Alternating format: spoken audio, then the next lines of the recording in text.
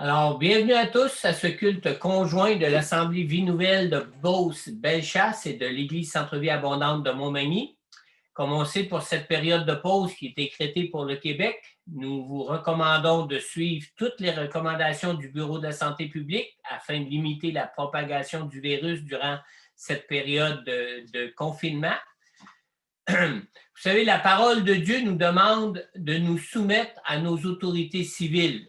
Alors, on sait tous que nos autorités, comme c'est dit dans la Bible, dans la parole de Dieu, que nos gouvernements ont été institués par Dieu et qui sont là pour maintenir l'ordre et pour veiller à notre bien-être. Alors, les mesures qui ont été décrétées sont là pour veiller à notre bien-être afin qu'on puisse finir par voir cette propagation du virus s'arrêter un jour. Alors, on vous encourage vraiment à suivre toutes ces recommandations et de le faire d'une façon vraiment assidue. Évidemment, même si nos églises sont sur pause à cause de ce temps de confinement, la vie de nos églises se poursuit quand même, mais se poursuit évidemment d'une façon différente. Alors, vous pouvez vous inscrire pour vous joindre à nos rencontres sur Zoom en nous transmettant votre adresse courriel pour recevoir le lien pour vous connecter avec nous en direct en ligne au moment de nos rencontres. On continue tout de même, si les heures de réunion ne vous conviennent pas, on continue tout de même à diffuser les enregistrements des rencontres que vous pouvez trouver sur Facebook, sur YouTube ou même sur le site web de chacune des églises respectives pour les suivre à l'heure et au moment que ça vous convient le mieux pour vous selon vos occupations. Il est aussi possible de nous faire parvenir vos dîmes et vos offrandes de différentes manières. Si vous voulez plus d'informations à ce sujet, vous avez simplement à communiquer avec le bureau de l'Église dans le cas de l'Église du Centre-Vie de Montmagny. On vous retournera votre appel. Laissez votre message sur l'enregistrement au moment de l'appel. Et pour l'Église Vie Nouvelle de Beauce-Bellechasse, vous pouvez communiquer avec les responsables de votre Église à ce sujet. Cette semaine, nous avons une nouvelle rencontre sur la guérison divine aussi et la délivrance avec Pasteur Corneille qui va se tenir aussi sur Zoom. Et cette nouvelle rencontre se tiendra vendredi le 22. C'est vendredi le 22, hein? Vendredi le 22 de cette semaine, là, dès le début de la fin de semaine, ce vendredi à 19h30. Alors ça met fin à nos informations ce matin. Nous allons maintenant passer à la parole de Dieu. C'est le message que Dieu a placé sur mon cœur pour vous ce matin, pour nos deux églises, parce que je prends le temps de prier pour nos deux églises et de prier de façon à ce que Dieu puisse nous parler à la fois autant pour nous dans la localité de Montmagny et pour la région de Montmagny, autant que pour l'Assemblée Vie Nouvelle, pour la localité de Beauce-Bellechasse et pour toute cette région qui est couverte par l'Église là-bas. Ce matin, je vous invite pour le message à parole de Dieu à tourner avec moi dans Colossiens au chapitre 4, dans les versets 2 à 6 que nous allons prendre le temps de lire maintenant. Tu me passer la parole? Colossiens, dans le Nouveau Testament, l'épître de Paul aux Colossiens. Au chapitre 4, on va lire ensemble les versets 2 à 6. Alors, nous lisons ici. Persévérez dans la prière. Veillez-y dans une attitude de reconnaissance. Priez en même temps pour nous. Que Dieu nous ouvre une porte pour la parole afin que je puisse annoncer le mystère de Christ à cause duquel je suis emprisonné et que je le fasse connaître de la façon dont je dois en parler. Conduisez-vous avec sagesse envers les gens de l'extérieur et rachetez le temps. Que votre parole soit toujours pleine de grâce et assaisonnée de sel, afin que vous sachiez comment il faut répondre à chacun. Prenons un temps de prière avant que je vous partage ce message. Seigneur notre Dieu, merci ce matin encore. Merci ce matin encore pour ta parole, Seigneur. Ta parole que tu nous donnes, Seigneur Dieu, qui est comme une lampe à nos pieds pour nous diriger, nous conduire, nous guider dans cette vie où les ténèbres dominent encore, Seigneur.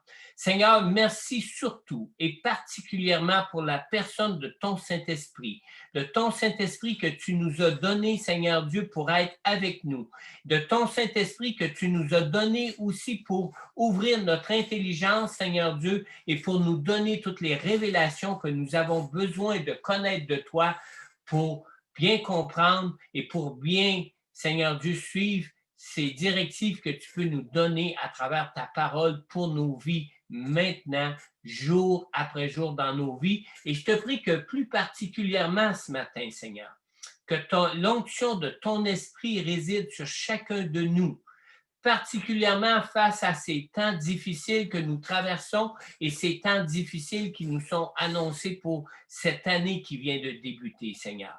Seigneur, que ton esprit éclaire nos cœurs, que ton esprit convainque nos cœurs et que ton esprit nous enseigne pleinement toute ta volonté et ton plan de vie pour nous, maintenant pour nos vies, Seigneur. On te le demande, Père, dans le nom puissant de Jésus.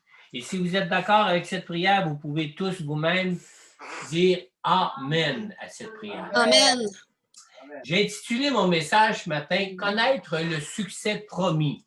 Pourquoi j'ai intitulé mon message avec ce titre qui dit « Connaître le succès promis », c'est que pour que l'année 2021 soit une année de succès, notre foi en Jésus doit être engagée dans des actions qui doivent être des actions concrètes, des actions qui doivent être des actions pratiques aussi dans nos vies de chaque jour. Nous voyons trois objectifs spécifiques à viser dans ce passage pour cette année 2021. Cette nouvelle année qui s'annonce être aussi difficile que l'année 2020 et peut-être même plus difficile. On peut voir actuellement comment la pandémie s'accentue malgré toutes les mesures que nos gouvernements mettent en place et malgré tout ce qui est fait pour enrayer la contagion. Et on le sait tous, on a beau déployer tous les efforts et tous les moyens à notre disposition dans ce monde pour enrayer la contagion, nos autorités entrevoient quand même encore des temps qui vont être sombres, des temps qui vont être aussi encore difficiles à traverser.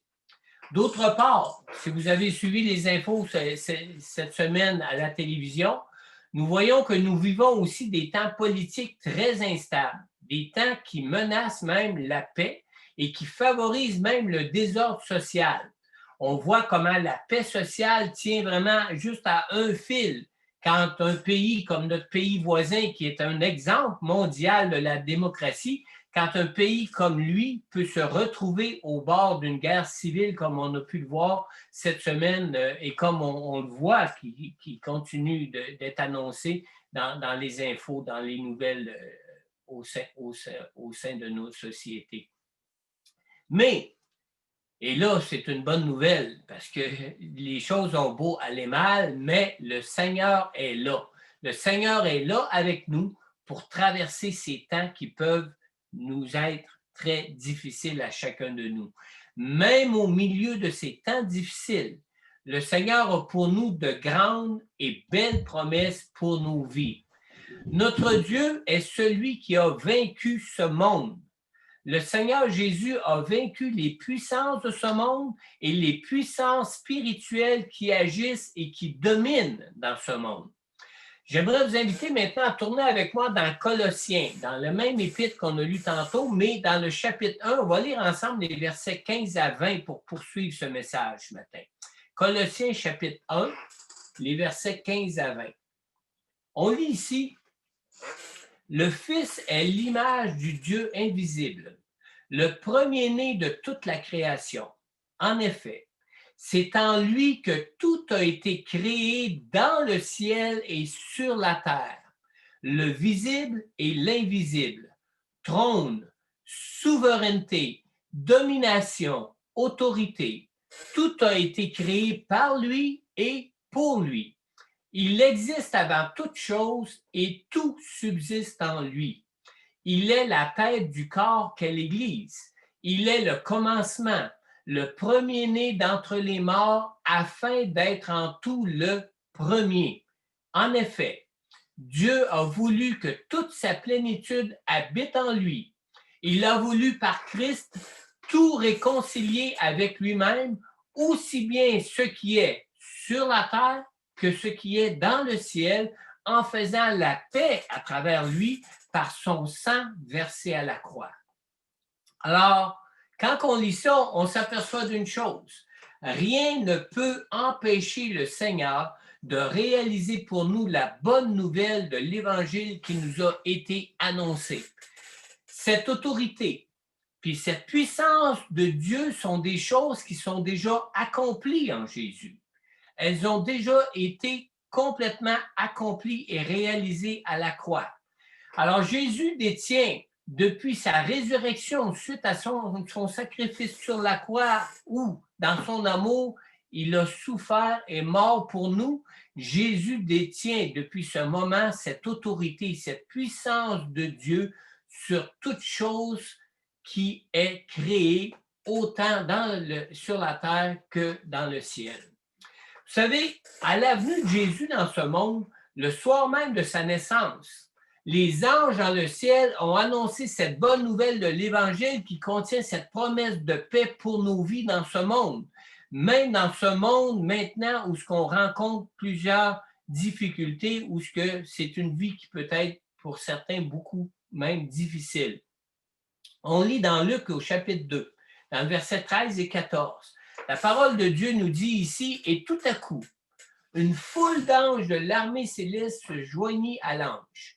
Ils adressaient des louanges à Dieu et disaient « Gloire à Dieu dans les lieux très hauts, paix sur la terre et bienveillance parmi les hommes. » On peut se demander, mais où est cette paix et cette bienveillance parmi les hommes qui nous est annoncée dans cette bonne nouvelle de l'Évangile? Ce matin, nous allons parler de ce qui est essentiel pour connaître la réalisation de cette paix et de cette bienveillance au milieu de ces temps difficiles. Dans Colossiens 1:20, la parole de Dieu nous dit « Dieu a voulu par Christ tout réconcilier avec lui-même, aussi bien ce qui est sur la terre que ce qui est dans le ciel, en faisant la paix à travers lui par son sang versé sur la croix. » Et on a vu que c'était une chose que nous avons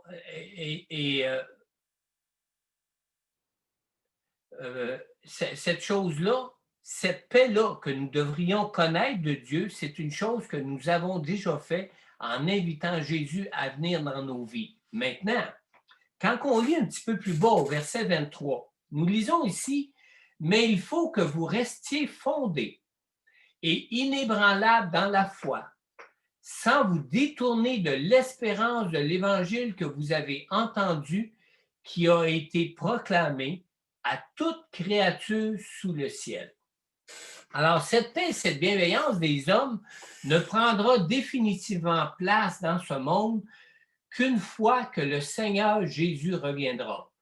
Quand Jésus reviendra pour établir son règne sur sa terre et rétablir toutes choses. D'ici là, cependant, ceux qui demeurent rebelles à Dieu et qui demeurent sous les influences des esprits des ténèbres continuent de s'agiter dans ce monde. Comme on peut le voir même à travers tous les troubles qu'on peut rencontrer maintenant qui se passent dans différents pays du monde et même particulièrement dans notre pays voisin ici du Canada. Mais toutefois, d'ici là, ceux qui sont enfants de Dieu et qui confient leur vie au Seigneur peuvent connaître cette paix et cette bienveillance des autres dans leur vie. Même quand nous traversons des temps difficiles, mais à cette seule condition, comme nous venons de lire dans le verset 23. Il faut que nous restions fondés et inébranlables dans la foi, sans nous détourner de l'espérance de l'Évangile que nous avons entendu. Les promesses de l'Évangile ne changent pas le monde. Les promesses de l'Évangile changent seulement ceux qui y croient, comme nous qui avons donné notre cœur au Seigneur parce que nous avons cru au Seigneur Jésus et cru à ses promesses pour nous.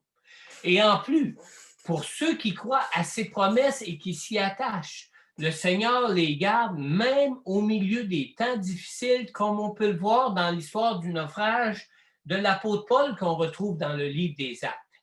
Tournez avec moi dans le livre des Actes, au chapitre 27. J'aimerais même vous inviter, on ne prendra pas le temps de lire tout le chapitre qui concerne l'histoire du naufrage de l'apôtre Paul, mais prenez le temps cette semaine, plus tard, après cette rencontre, de relire Actes au chapitre 27, à partir du verset 1 jusqu'au chapitre 28, au deuxième verset du chapitre 28. Pour ce matin, nous allons lire le verset 20 à 26 ensemble. Alors, dans Actes 27, au verset 20 à 26, nous lisons concernant cette histoire du naufrage de Paul. Le soleil et les étoiles ne nous sont pas apparus pendant plusieurs jours et la tempête a été si forte que finalement, nous avions perdu tout espoir d'être sauvés. On n'avait pas mangé depuis longtemps. Alors Paul, debout au milieu d'eux, leur a dit, « Mes amis, il aurait fallu m'écouter et ne pas quitter la Crète afin d'éviter ces dommages et ces pertes. Mais maintenant, je vous invite à prendre courage, car aucun de vous ne perdra la vie, seul le bateau sera perdu. En effet, un ange du Dieu auquel j'appartiens et que je sers m'est apparu cette nuit et m'a dit, « Paul, n'aie pas peur. Il faut que tu comparaisses devant l'empereur et voici que Dieu t'accorde la vie de tous ceux qui naviguent avec toi. C'est pourquoi, mes amis, prenez courage. J'ai confiance en Dieu. Tout se passera comme cela m'a été dit. Nous devons toutefois échouer sur une île. » Ensuite, j'aimerais qu'on lise ensemble le verset 30 à 32. On lit ici à partir du verset 30.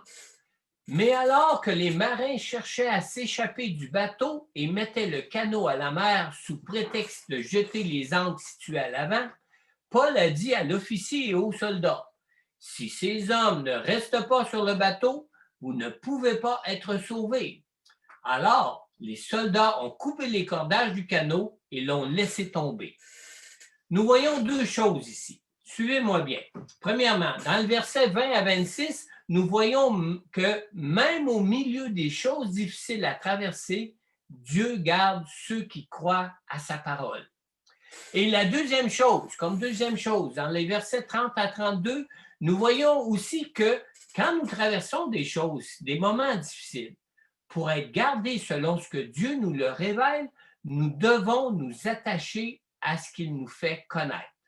Alors, pour être gardés par Dieu tout au long de cette nouvelle année qui s'annonce être difficile à traverser, je crois que le Seigneur nous fait connaître ce matin à travers Colossiens chapitre 4, les versets 2 à 6, ce qu'il faut pour nous en 2021.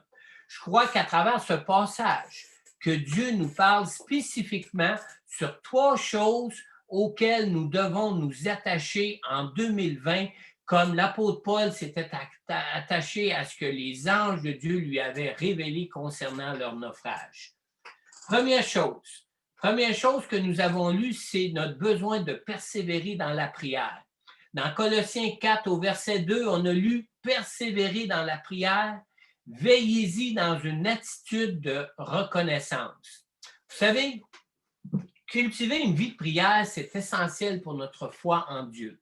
Mais encore plus quand nous traversons des temps difficiles comme ceux que nous connaissons maintenant dans nos vies.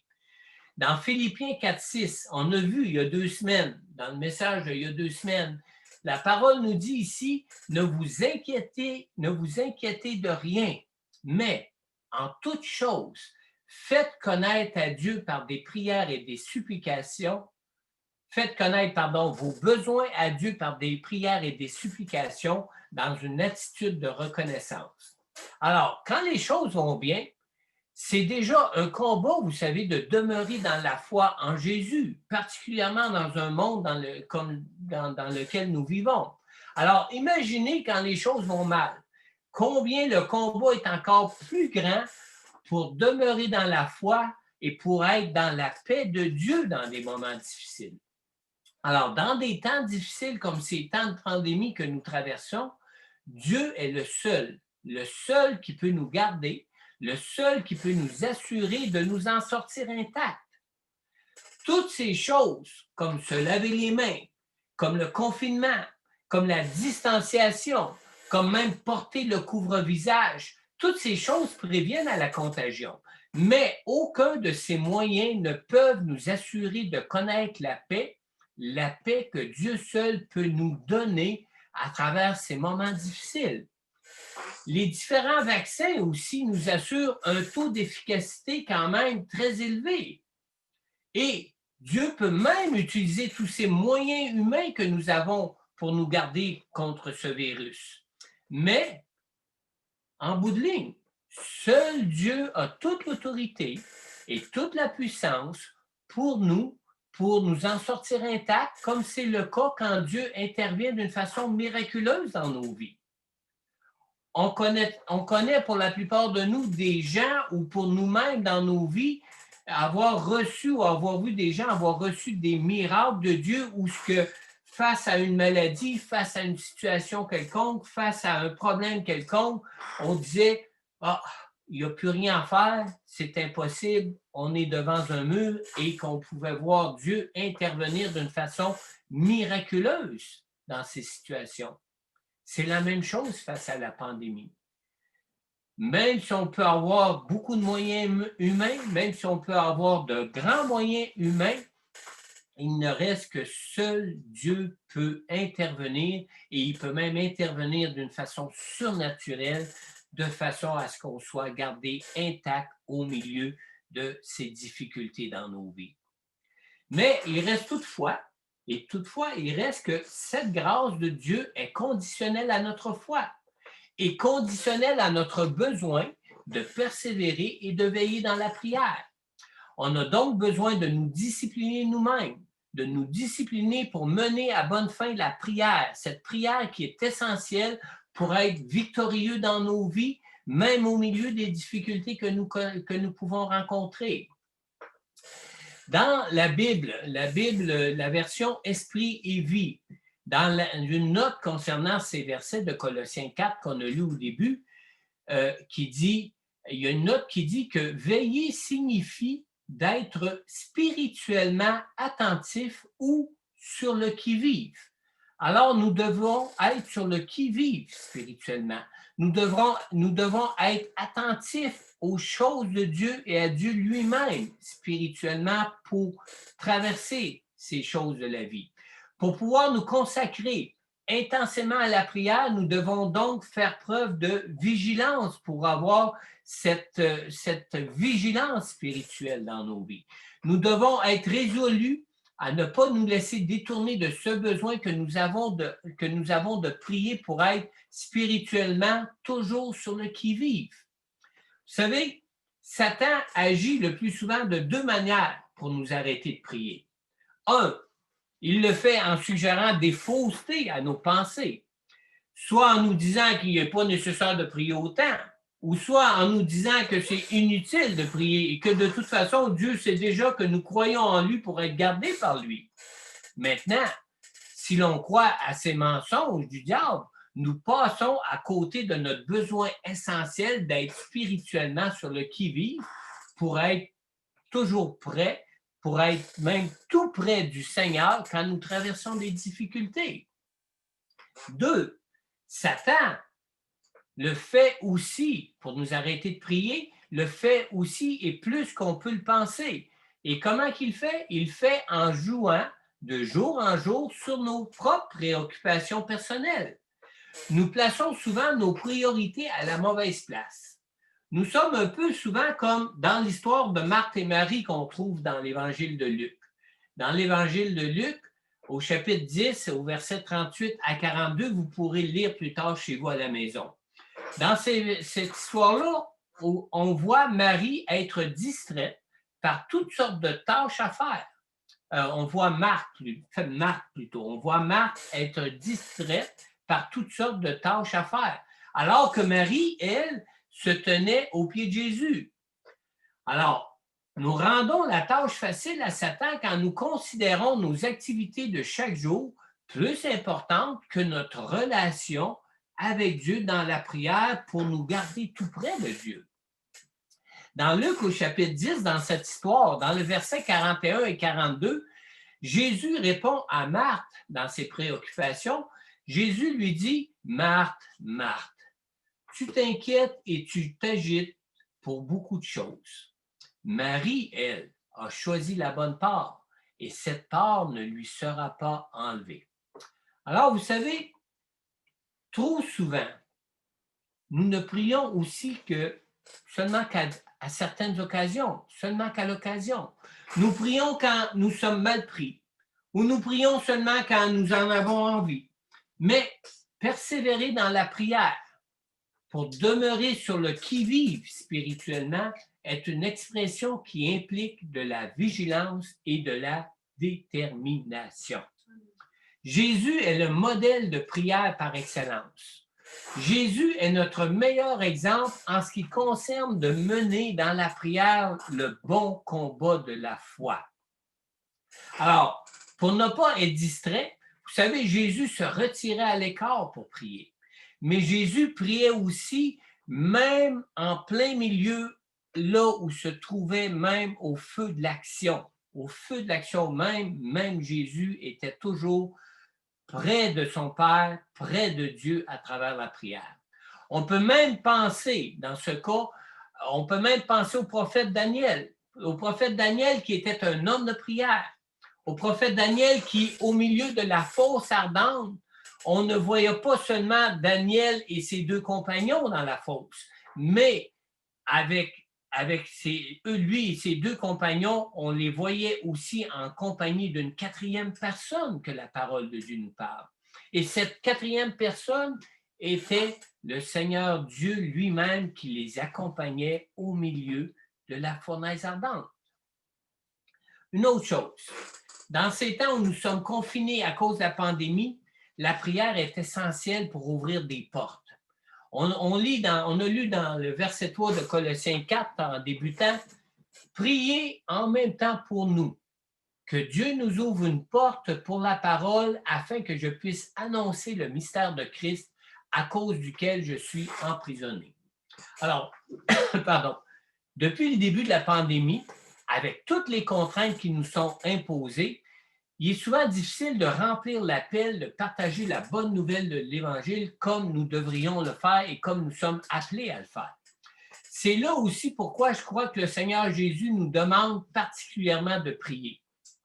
Parce que même si le confinement et les restrictions peuvent être un obstacle pour partager l'Évangile, la prière est comme une clé qui permet d'ouvrir des portes. Et ce que nous lisons ici au verset 3 de Colossiens 4, qui nous est partagé par l'apôtre Paul, qui s'adresse à l'église de Corinthe, l'apôtre Paul savait de quoi il parlait ici. Parce qu'on lit dans 1 Corinthiens au chapitre 16, dans les versets 8 à 9, Paul, il est mentionné de Paul ici, il dit « Je resterai à Éphèse jusqu'à la Pentecôte, car une porte m'y est largement ouverte pour un travail efficace, même si les adversaires y sont nombreux. » Alors, malgré les difficultés que nous pouvons rencontrer dans ce monde, quand des enfants de Dieu prient, rien ne peut fermer la porte à l'Évangile, ni des adversaires, ni l'opposition, ni les difficultés. Connaître Jésus, c'est une chose. Mais vous savez, garder Jésus en présentiel avec nous par la prière est une toute autre chose, et particulièrement à travers des moments difficiles que nous pouvons vivre. Alors, quand Jésus a donné cet appel de partager l'Évangile jusqu'à ce qu'il revienne pour venir nous chercher, vous savez, Jésus nous a dit ceci. On lit dans Matthieu 28, dans le verset 18 et la deuxième partie du verset 20, dans Matthieu 28. Premièrement, au verset 18, Jésus a dit « Tout pouvoir m'a été donné dans le ciel et sur la terre.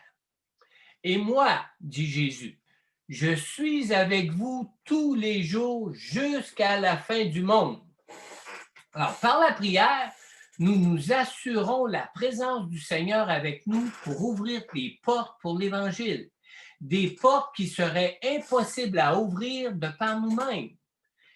On voit 3 portes que seul Dieu peut ouvrir pour la pour la propagation de l'Évangile dans notre texte de ce matin. Première porte, on voit une porte pour la parole, une porte qui nous permet de faire connaître la bonne nouvelle de la grâce de Dieu qui est offerte en Jésus.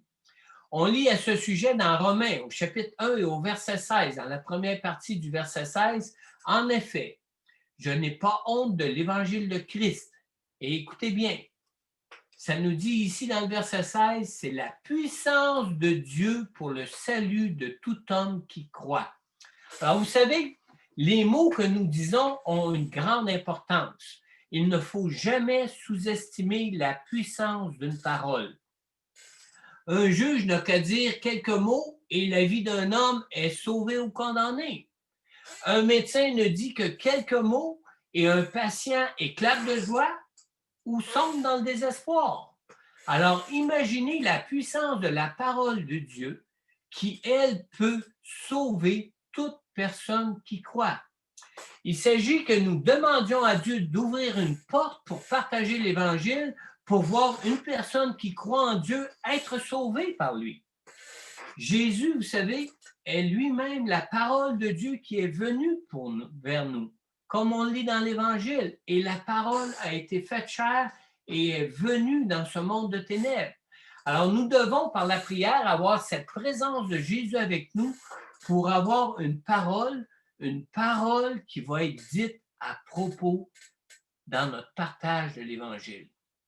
Deuxième porte, la deuxième porte que la prière peut ouvrir, c'est la porte du cœur d'une personne. L'Évangile ne peut jamais toucher les cœurs que si le voile de nos cœurs est enlevé. Dans Matthieu chapitre 13, dans le verset 14 et 5, à ce sujet-là, Jésus nous a dit « Pour eux s'accomplit cette prophétie d'Ésaïe. Vous avez beau entendre, vous ne comprendrez pas. Vous aurez beau regarder, vous ne verrez pas. En effet, le cœur de ce peuple est devenu insensible. Ils se sont bouchés les oreilles et ils ont fermé les yeux de peur que leurs yeux ne voient, que leurs oreilles n'entendent, que leur cœur ne comprenne, qu'ils ne se convertissent et que je ne les guérisse. » C'est le Seigneur Jésus lui-même qui nous a partagé cette situation dans laquelle se trouvent les gens de ce monde. Alors, nous devons prier. Sinon, les gens demeurent dans leur aveuglement, car seul l'Esprit Saint de Dieu, l'Esprit envoyé de Dieu peut convaincre une personne de péché, de justice et de jugement pour recevoir le message de la grâce de Dieu qui est annoncé dans l'Évangile du Seigneur Jésus-Christ. Une troisième porte maintenant. Nous devons prier pour que la porte de nos lèvres aussi s'ouvre. On a lu dans Colossiens au chapitre 4, dans le verset 4, pour débuter, « Et que je le fasse connaître de la façon dont je dois en parler. » Vous savez ici, l'expression « le faire connaître » signifie littéralement « faire connaître en parlant », c'est-à-dire faire connaître par notre bouche, faire connaître par nos paroles, faire connaître par des mots. Ou ça peut signifier aussi publier en parlant. On lit dans Romains au chapitre 10, dans les versets 13 et 14. « En effet, toute personne qui fera appel au nom du Seigneur sera sauvée. » Mais écoutez bien ce que ça dit par la suite. « Mais comment donc feront-ils appel à celui en qui ils n'ont pas cru? Et comment croiront-ils en celui dont ils n'ont pas entendu parler?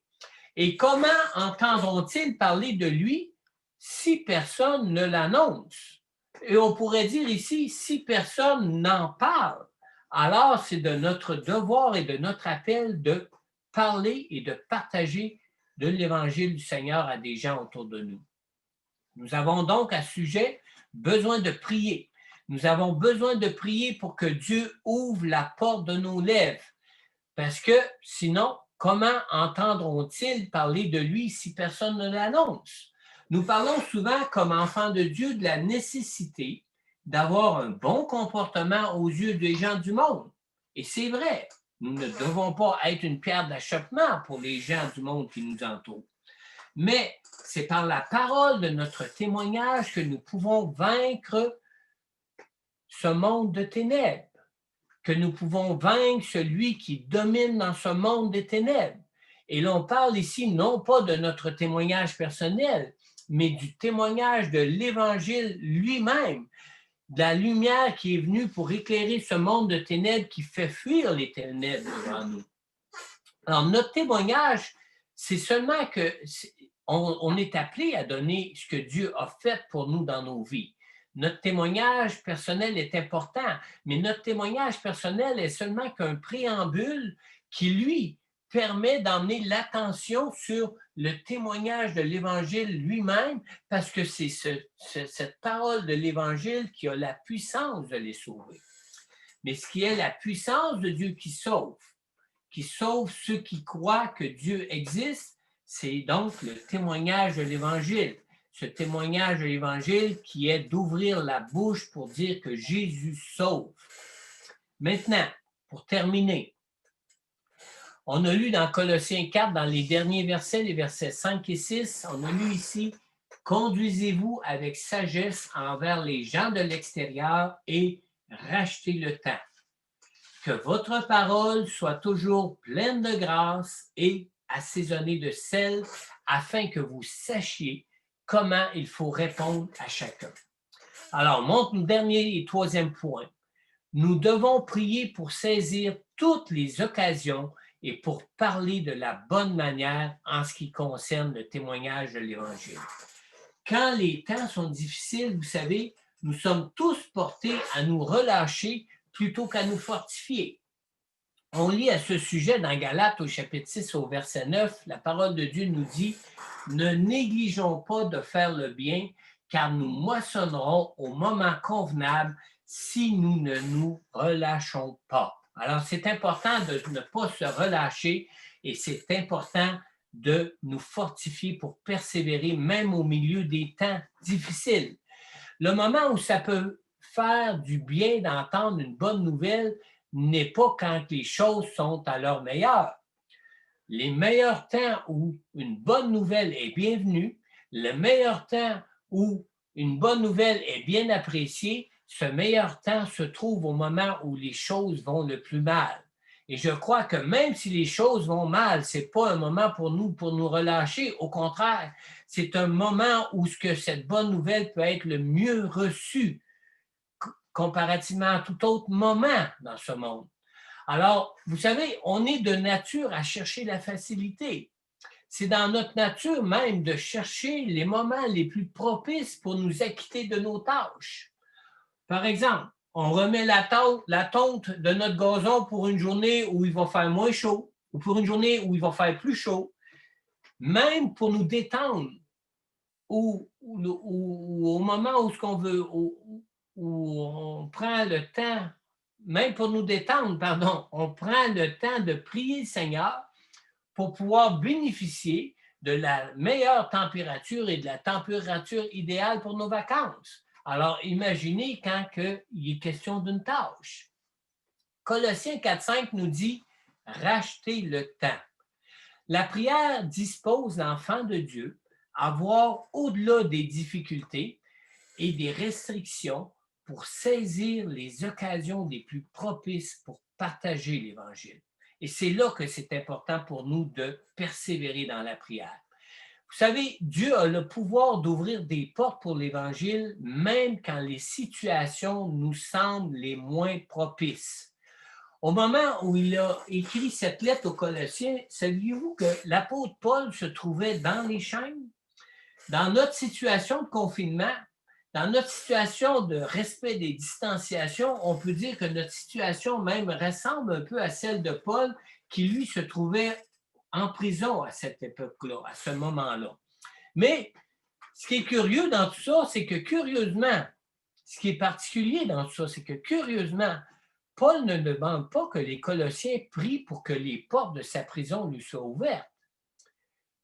Non, Paul demande plutôt que les Colossiens, qu'ils prient pour des portes ouvertes pour partager l'Évangile malgré que lui-même se trouve en prison, malgré qu'il se trouve un peu comme en confinement. C'est la parole qui doit trouver une porte ouverte parce que c'est elle qui a le pouvoir de transformer les cœurs. Alors, en demandant ici la prière en faveur de la parole, cette histoire nous permet de voir que c'est Dieu qui prépare la voie au message de l'Évangile. Ce n'est pas une question d'attendre un moment qui peut nous rendre plus disponibles à le faire. Non, c'est une question de croire que Dieu va ouvrir des portes, même si nous pouvons sentir que ça peut être difficile de le faire dans une situation de confinement comme dans celle dans laquelle nous nous trouvons. Finalement, dans le verset 6, dans Colossiens 4, on a lu que votre parole soit toujours pleine de grâce et assaisonnée de sel, afin que vous sachiez comment il faut répondre à chacun.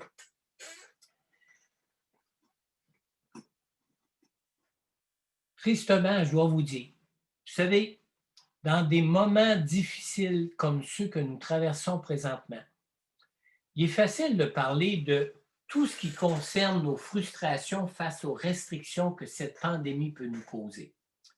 Et à l'inverse, autant c'est facile de parler de nos frustrations, autant c'est difficile de voir le bon côté de toutes ces restrictions qui s'imposent à nos vies. Un peu de la même manière, vu que nous sommes tous de nature à nous livrer au péché dans nos vies, il est facile de parler de tout ce que le monde peut trouver frustrant de Dieu. Frustrant de sa sainteté, frustrant de sa pureté, frustrant de sa justice. Mais quand il est essentiel d'aborder la grâce de Dieu qui nous est témoignée en Jésus dans le message de l'Évangile, c'est plus difficile d'apporter cet aspect de l'amour de Dieu, de cet amour de Dieu qu'il a pour nous sauver. Alors, c'est facile de pouvoir dire à quelqu'un qu'il est pécheur et qu'il se trouve sans Jésus sous le jugement de Dieu dans sa vie. Mais c'est moins facile de mettre son péché en relief sous la grâce de Dieu pour lui. Et c'est une chose qui doit être faite. C'est une chose qui doit être faite pour lui qui exige plus que toute autre chose d'avoir une communion intense avec le Seigneur à travers la prière, par la prière, pour avoir cette présence de Dieu-là avec nous. Parce que vous savez, ce n'est que par la prière qu'on peut arriver par goûter une plus grande présence de Dieu, pour goûter le cœur de Dieu pour nous, pour manifester cette compassion de Dieu envers les pécheurs. Dans la deuxième partie du verset 6 de Colossiens 4, qui dit que votre parole soit toujours pleine de grâce et assaisonnée de sel, pratiquement, cette parole signifie ce que nous pouvons constater de Jésus quand il est venu dans ce monde. Et le meilleur exemple pratique que l'on peut trouver, c'est celle de sa rencontre avec la femme adultère. Dans Jean chapitre 8, au verset 10 et 11, on lit ici que Jésus lui dit, « Femme, où sont ceux qui t'accusaient? Personne ne t'a donc condamné. » Elle répondit, « Personne, Seigneur. » Et Jésus lui dit, « Moi non plus, je ne te condamne pas. Vas-y et désormais ne pêche plus. » Ça, c'est un exemple pratique de comment les frustrations des pécheurs peuvent être emmenées à considérer la grâce de Dieu pour lui, pour être sauvé. J'aimerais maintenant vous inviter tous, à courber la tête et à vous placer devant Dieu pour votre vie maintenant. Vous savez, dans sa grâce, Dieu ne nous condamne pas. Dieu n'a pas envoyé Jésus pour nous condamner, mais Dieu nous a envoyé Jésus pour que nous puissions être sauvés par lui. Cette grâce, c'est que Jésus a subi pour nous, à notre place, le jugement de Dieu à la croix pour le pardon de nos péchés.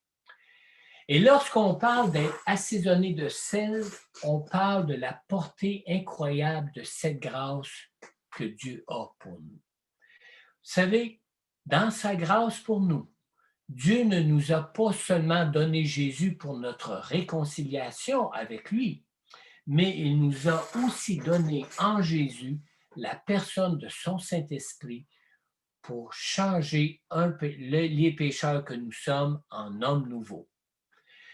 Le Saint-Esprit de Dieu en nous nous apporte non seulement le témoignage de la grâce de Dieu, mais aussi la puissance de Dieu qui purifie nos vies et cette puissance de Dieu qui peut transformer nos vies et nous sanctifier pour nous conserver pour Dieu, comme le sel a cette même propriété d'être un agent de conservation et de purification.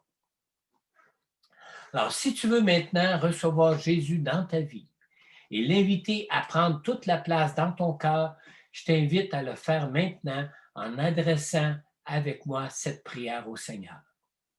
En adressant ce désir de ton cœur à Dieu maintenant, tu pourras connaître sa présence dans ta vie et tu pourras recevoir la paix que Dieu seul peut te donner, même au milieu de ces temps difficiles de cette pandémie que nous connaissons. La parole de Dieu nous dit dans Apocalypse 3:20, Jésus même te dit à toi, voici je me tiens à la porte et je frappe. Si quelqu'un entend ma voix et ouvre la porte, j'entrerai chez lui, je souperai avec lui et lui avec moi. Alors, si tu veux l'accueillir maintenant, simplement adresser à Dieu cette prière. Père céleste, je crois en ton amour pour moi et je crois que tu veux que je connaisse ces grâces de ta présence dans ma vie par la personne de ton Saint-Esprit qui peut me donner ta paix maintenant et qui peut maintenant aussi purifier ma vie. Père céleste, je crois en Jésus qui, dans son amour pour moi, s'est donné lui-même pour moi. Je crois qu'il a souffert et qu'il est mort à la croix pour moi pour que je sois pardonné pour tous mes péchés et que je sois ainsi réconcilié avec toi pour connaître cette présence de toi dans ma vie. Je reconnais, Seigneur, que je suis pécheur et que j'ai besoin de ta parole et de ton Saint-Esprit pour ma foi, pour nourrir ma foi en toi et pour être dirigé par toi dans ma vie. Seigneur Jésus, je t'ouvre maintenant tout mon cœur. Je te prie, Seigneur, d'entrer maintenant dans ma vie afin que je puisse devenir par ta grâce un enfant de Dieu. Je te prie aussi, Seigneur Jésus, de disposer mon cœur à te donner toute la place qui te revient dans ma vie. Seigneur, tu es digne de régner sur ma vie, car tu es un Dieu qui est parfaitement juste et plein d'amour pour moi. Je te le demande, Père, dans le nom de Jésus, ton Fils, mort et ressuscité pour moi. Et si vous êtes en accord avec cette prière, vous pouvez tous dire Amen. Amen. Maintenant, Amen. si vous participez à cette rencontre en ligne sur Zoom et que vous avez adressé cette prière au Seigneur pour la toute première fois de votre vie, n'hésitez pas à me le faire savoir. Je prendrai contact avec vous ultérieurement pour répondre à toutes vos questions sur Jésus et sur la foi en Jésus et pour prier pour toi personnellement. Si vous êtes quelqu'un qui écoutez l'enregistrement de cette rencontre, l'enregistrement de ce message et que vous avez fait cette prière, prenez contact avec moi ou avec Pasteur Corneille afin que l'on puisse aussi prier pour toi et aussi répondre à toutes tes questions. Maintenant, pour tous ceux qui avaient déjà fait cette prière pour accueillir Jésus dans votre vie avant aujourd'hui, je vous pose cette question. Connaissez-vous la paix de Dieu dans vos vies? Cette paix qui dépasse tout ce que l'on peut comprendre, même au milieu des difficultés de la pandémie que nous pouvons connaître maintenant. Arrivez-vous à vous réjouir en toutes choses de la présence de Dieu avec vous et cultivez-vous par la prière cette présence de Dieu, cette proximité de Dieu avec vous dans vos vies pour être un témoin fidèle de son évangile. Alors, si tu n'arrives pas encore à connaître cette paix et cette présence de Dieu dans ta vie, je t'invite à prier pour recevoir ces grâces que Dieu a pour toi et à combattre avec foi dans la prière en comptant sur les promesses de Dieu pour toi et sur toute cette puissance qu'il a mis à ta disposition par ton Saint-Esprit en Jésus. Alors, n'hésite pas à prendre contact avec moi ou avec Pasteur Corneille pour que l'on puisse aussi prier personnellement pour toi, pour ton propre besoin personnel concernant ce message de la parole de Dieu de ce matin. Alors, j'aimerais maintenant terminer cette rencontre dans une prière pour nous tous. Seigneur, merci encore pour ta parole. Merci encore d'être avec nous présent même au milieu de cette pandémie, présent même au milieu des difficultés que peuvent nous causer cette pandémie, Seigneur. Et je te prie dans ta grâce, Seigneur, que tu nous donnes un désir dans notre cœur, que tu fasses naître ce nouveau désir dans notre cœur, Seigneur Dieu, de combattre pour notre foi dans la prière et pour connaître cette présence de toi en toutes choses dans nos vies, même au milieu de toutes ces difficultés, Seigneur. Seigneur, on te le demande parce que nous avons ce monde à cœur. Seigneur, on te le demande parce que toi-même, tu as ce monde à cœur, Seigneur Dieu, et on te le demande, Seigneur Dieu, afin de pouvoir être les lumières et le sel dans ce monde que tu nous appelles à être, même au milieu de cette pandémie, Seigneur. On te le demande, Père, dans le nom puissant de Jésus. Et on peut dire tous Amen. Alors, je vous dis pour terminer, finalement, à dimanche prochain à 10h30 sur Zoom pour une autre réunion conjointe de nos deux églises. La louange dimanche prochain sera dirigée par France et Carl de l'église Vie Nouvelle et par Pasteur Corneille qui conduira cette prochaine rencontre et Pasteur Corneille qui nous apportera la parole de Dieu. Et entre-temps, soyez comblés en Jésus, soyez comblés par la prière pour être comblés de la paix et de la grâce, de la pleine présence de Dieu au milieu de ces temps de confinement. Dieu vous bénisse.